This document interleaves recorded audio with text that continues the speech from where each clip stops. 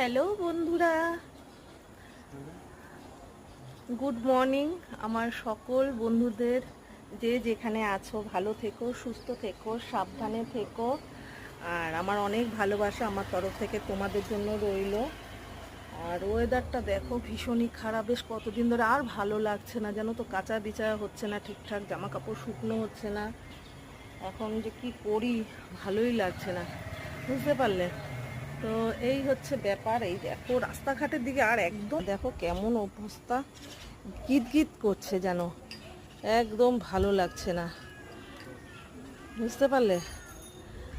আর এই দেখো রাস্তাঘাটের অবস্থা, ইস, তোমাদের ওখানে কি এইরকম? আর আমার বিশেষ করে না বৃষ্টি হলে এই ব্যালকনিতে এমনভাবে জল জমে, ভালো লাগে না। মানে ঘরটাই এত বড়, কোনো সেট হয়নি, ঘরটা ঠিকঠাক মতো হয়নি, বুঝতে পারলে? চারিদিকে জঙ্গলে একদম ভর্তি আমার আশেপাশে। দেখো পাশের জমিতে কচুর শাক হয়ে ভর্তি হয়েছে। আর এখন যা সাপখোপের ভয় বন্ধুরা, তো কি বলবো। এই যে দেখো পরিবেশটা, বুঝতে পারলে?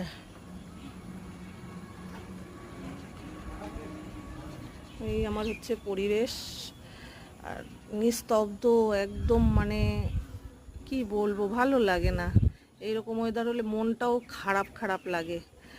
তো যাই হোক, আর আমার তো একদম স্নান টান কমপ্লিট, স্নান টান করে আসলাম, আর রান্না বান্নাও করে নিয়েছি। বর্ষায় সেরকমভাবে বাজার হাট হচ্ছে না, বুঝতে পারলে? কে যাবে, কে করবে বাজার? আর সেরকমভাবে যারা বাজার নিয়ে বসে তারাও আসছে না। আর যা সবজির দাম, আগুন, হাত দেওয়াও যাচ্ছে না।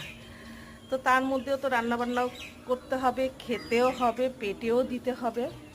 তো কি কি রান্নাবান্না করলাম তার আগে আর একটা ফুল ফুটেছে, তোমাদের দেখাবো না তা কখনো হয় না। আমি খুব যত্ন করি সন্তানের মতো গাছগুলো। তো চলো ফুলটা দেখাই। এই দেখো, এই দেখো ফুলটা, টবটা খুব যত্ন করি। আবারও কুড়ি এসছে, এই যে একটা কুড়িও এসছে, দেখতে পাচ্ছি? কুড়িটা আবারও ফুটবে। এই যে ফুলটা ফুটেছে, বুঝতে পারলে?